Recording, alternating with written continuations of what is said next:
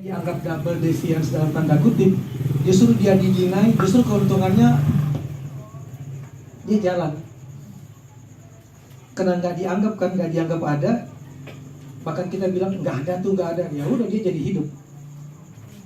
Walaupun pasarnya tipis, pasarnya sangat tipis karena yang punya orientasi seksual sejenis juga kan pasti akan diam-diam dan tidak terbuka. Kecuali di beberapa titik di Jakarta, misalnya waktu itu di Taman Banteng, di lapangan Banteng, di sekelilingnya kan ada pelacuran orientasi seksual sejenis. Nama gengnya Nangino, lanang tapi betino, atau Blue Boys di Surabaya dan lain sebagainya. Ya laki-laki yang duduk di situ untuk melayani laki-laki yang punya orientasi seksual sejenis. Tapi kalau ada ibu-ibu atau tante-tante juga bisa dilayani, demi uang dia layani juga.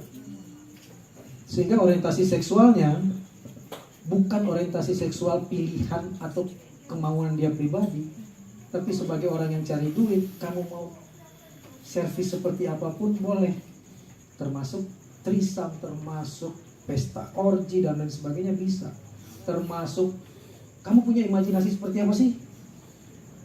Saya mau seksual baling-baling. Ada yang pernah dengar nggak seksual baling-baling? Pakai Doraemon kan? Dia bergantung seperti pemain sirkus, lalu dia berputar, lalu dia membawa es lilin di mulutnya, lalu menjilati seluruh tubuh kita sambil berputar misalnya. Tergantung imajinasi kalian mau diapain. Namanya juga pelayanan, tinggal hitung harga aja. Dan itu ada semua di sini. Mau pelayanan apapun, suami istri ada. Suami istri dua-duanya melayani. Atau suaminya yang tidak mampu lalu kemudian memanggil perempuan untuk, kamu main dulu dong sama istri saya sampai saya nafsu, nanti begitu saya nafsu kamu pergi, saya main dengan istri saya. Iya, di buku ini juga ada. Ada pelayanan seperti itu, dan orang-orang itu orang-orang yang terhormat kadang-kadang kan nggak kelihatan. Siapa yang peduli dengan urusan dalam rumahnya orang tersebut misalnya.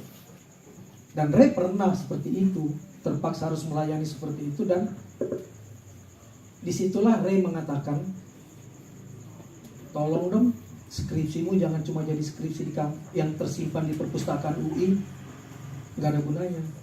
Tapi sebarkan ke publik supaya orang tahu bahwa ada orang-orang seperti saya yang bernasib seperti saya, dan jangan sampai ada lagi orang seperti saya.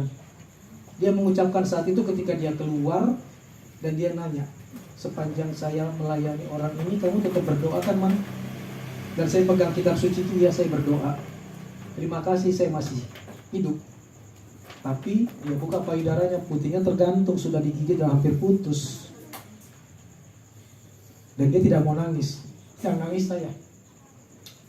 Dia bilang ini risiko pekerjaan. Karena dia sudah bayar. Saya udah bawa tisu. Nggak, karena dia sudah bayar 2 kali lipat, dan dia sudah bilang bahwa orientasi seksual dia adalah sadomasokis, kekerasan. Dan saya nggak boleh nolak. Saya harus melayani siapapun. Karena kalau saya nolak, saya juga akan tetap aja dihajar oleh mami. Pilihannya cuma 2.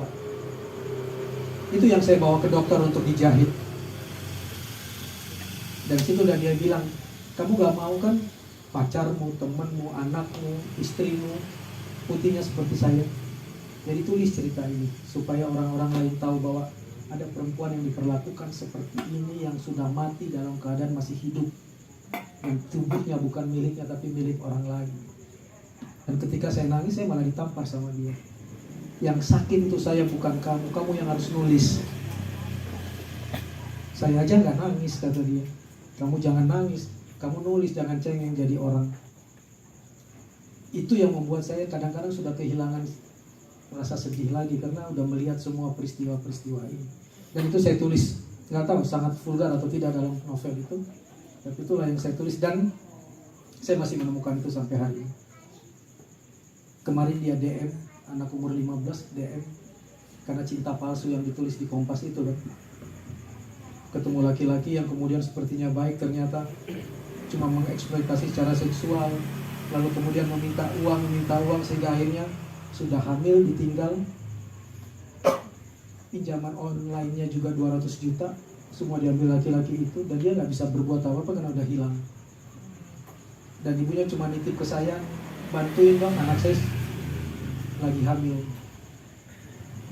Dan yang lebih menakutkan adalah rumah saya tiap hari diteror oleh debt collector yang pinjaman online misalnya seperti itu. Saya masih nemuin yang ada beberapa di antaranya tidak cuma memperlihatkan dua ini, tapi membuka tubuhnya di depan saya dengan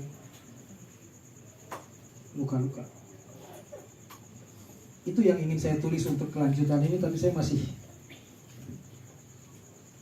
udah punya keluarga. Dulu saya nggak punya keluarga, jadi saya menanggung risiko sendiri kan. Iya.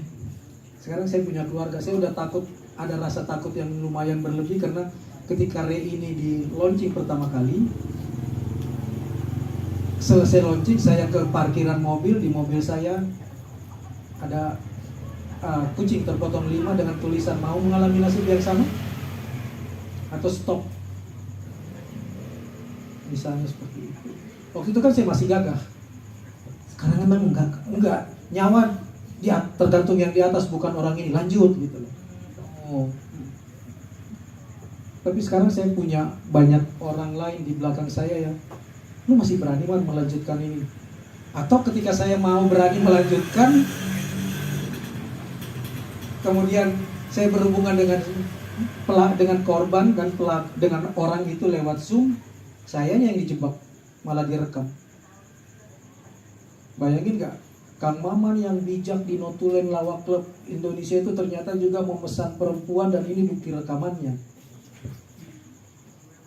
Habis. Saya sih nggak punya rasa, ya silakan aja. Saya kan nggak juga seputih yang ada di Indonesia Lawak Club. Baca dong Ray tentang hitamnya dunia saya. Tapi kan saya juga punya anak keluarga yang kemudian, Pak bener nggak Bapak melakukan itu misalnya. Jadi saya nggak lagi bisa bertanggung jawab terhadap diri saya. Kalaupun saya sekarang jadi wise hanya karena banyak orang baik yang harus saya lindungi juga gitu. Tapi bahwa Maman yang dulu sama Maman yang sekarang masih sama, saya masih berteman dengan mereka. Saya masih menjaga mereka. Saya tidak cuma menjaga Melur, tapi juga menjaga orang-orang yang tidak sebaik Melur nasibnya. Dan saya juga masih berhubungan dengan tempat penampungan anak-anak yang ibu bapaknya melakukan hal yang sama dan dia terlahir dengan HIV AIDS misalnya. Kalau buka Facebook saya masih lihat tuh, saya memeluk sekitar 80 anak-anak yang menderita HIV AIDS sejak lahir misalnya. Itu masih ada, dan selama pandemi berkurangnya banyak karena nggak ada yang bantu dan dia komorbid kan, dan beberapa hilang, beberapa kira-kira seperti. Jadi buku ketiga saya nyangkut karena masih saya nggak akan seliar di buku itu. Jadi hati banget hati. Aduh ini gimana ya perasaannya, dan lain sebagainya. Atau kalau saya menceritakan kasusnya, pelakunya pasti tahu yang diceritain Kang Maman itu si ini. Nah kalau dia tahu, lalu korban, lalu orang yang narasumber saya dibunuh karena membongkar kasus ini, sedikit banyak saya berarti berkontribusi terhadap peristiwa kejahatan itu kan. Ada yang harus saya lindungi. Sehingga Gramedia masih minta, ini orang KPG, mana lanjutannya masih belum. Judulnya udah ada, saya bongkar aja. Ada yang mau bikin silakan. Ainun juga udah tahu judulnya, covernya udah dibuka, judulnya Luka. Belum selesai, udah sekian tahun. Saya di reinkarnasi dulu. Tapi saya, kalaupun mau, saya akan ambil perspektif lain. Dan narasi saya adalah anak-anak yang ada teman-teman taman bacaan saya di satu tempat yang baik banget. Kalau siang tuh anak-anak dibawa ke taman bacaan semua untuk belajar nyanyi, ngaji, ketawa-ketawa dan lain sebagainya. Supaya apa? Supaya dia tidak dia sedang melayani rumahnya, atau supaya dia menjadi bagian yang ketika tamu datang, ibunya titip adik, lalu tamu ke anak ini untuk pergi, lalu ibunya melayani tamu. Kalau itu nilai keluarga dan nilai ibu kan udah beda di mata anak, dan mengenai bukan lagi perbuatan salah karena ibunya pun orang yang sangat suci kan, bukan itu di depan matanya misalnya, dan dia tahu berapa uang yang diterima. Sementara tidak lapar, dia harus melakukan hal yang sama, dan saya ada di situ. Jadi masih banyak fenomena seperti ini. Berarti tokoh